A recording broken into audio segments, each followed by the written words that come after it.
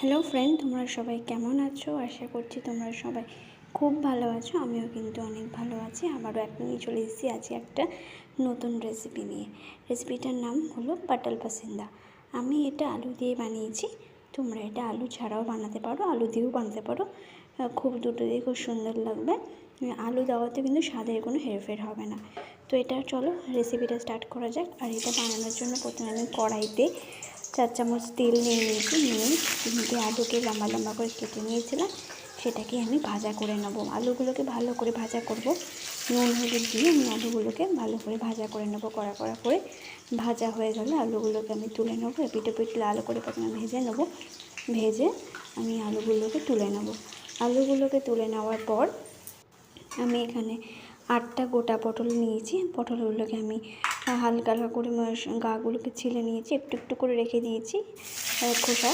আর বাকিটা আমি পুরো পটলটার গাটাকেই কিন্তু ছুরি দিয়ে চিড়ে দিয়েছি, যাতে পটলের ভিতরে খুব ভালো করে মশলাগুলো ঢুকে যায় আর পটলের মধ্যে স্বাদ আসে একটা।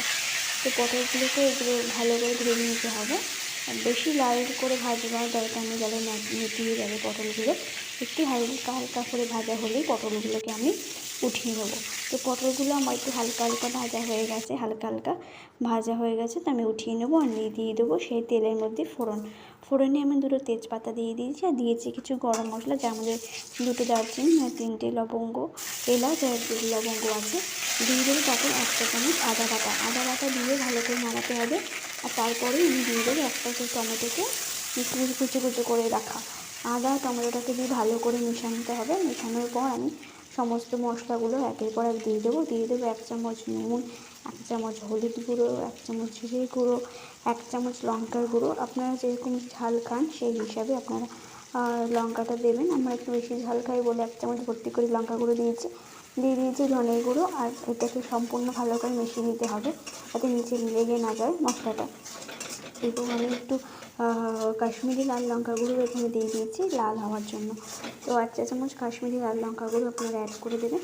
দেওয়ার পরে এতে মশলাটা জ্বলে না যায়, এই জন্য সামান্য মতো জল দিয়ে দিতে হবে। দিয়ে ভালো করে মশলাটাকে নাড়াতে হবে।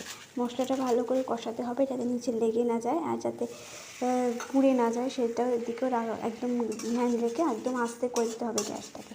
দেখছেন মশলাটা দিয়ে ভালো যতক্ষণ তেল ছাড়ছে ততক্ষণ মশলাটাকে কিন্তু নাড়িয়ে যেতে হবে। এবার আমি সামান্য চিনি দিয়ে দিচ্ছি। চিনি দিয়েও ভালো করে উলট করে মশলাটাকে কষাচ্ছি।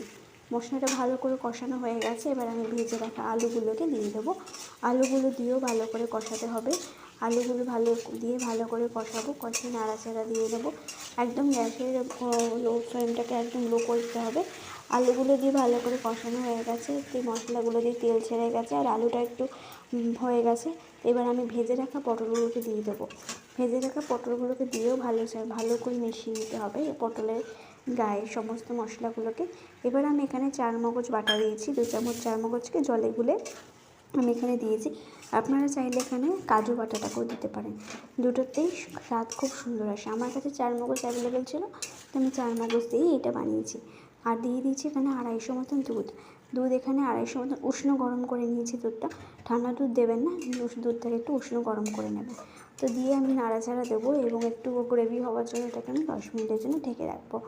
10 মিনিটের জন্য ঢেকে রেখে ঢাকাটা খুলে দেখবো যে অনেকটাই গ্রেভি মরে গেছে এবং আমি আরেকটুখানি গ্রেভিটাকে মারবো। এই জন্য আমি আবারও একটু গ্যাসটাকে ওভেনটাকে জোরে বাড়িয়ে দিয়ে আবার একটু ফোটাবো 5-6 মিনিট ধরে। 5-6 মিনিট ফোটানোর পর দিয়ে আমার পাটাল পাসিন্দাটা কিন্তু সম্পূর্ণ রেডি হয়ে গেছে। এবং আমি একটু ভালো করে নাড়াচাড়া দিয়ে নেবো। নাড়াচাড়া দেওয়ার পর আমি দিয়ে দেবো এখানে গরম মশলার গুঁড়ো দিয়ে দিলে কিন্তু আমার পটল পাসিন্দাটা পুরো রেডি। আর দেখতে পাচ্ছ পটল পাসিন্দা দিয়ে কিন্তু ভালো মশলাটা দিয়ে তেল ছেড়ে গেছে আর আমার রান্নাটাও ভালো হয়ে গেছে। তো গরম মশলাটা দিয়ে ভালো করে নাড়াচাড়া দেওয়ার পর আমি দিয়ে দিচ্ছি এখানে 1 চামচ ঘি। আর ঘি দেওয়ার পর আমার সম্পূর্ণ রান্নাটা রেডি।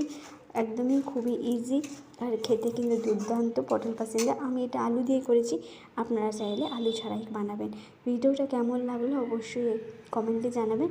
আর যারা আমার চ্যানেলে নতুন তারা এখনও সাবস্ক্রাইব করনি, চ্যানেলটাকে সাবস্ক্রাইব করে দেবেন এবং পাশে থাকা বেল আইকনটাকে প্রেস করে দেবেন, যাতে আমি যখনই কোনো ভিডিও করি যাতে সবার আগে আপনাদের কাছে নোটিফিকেশান যায়। ধন্যবাদ।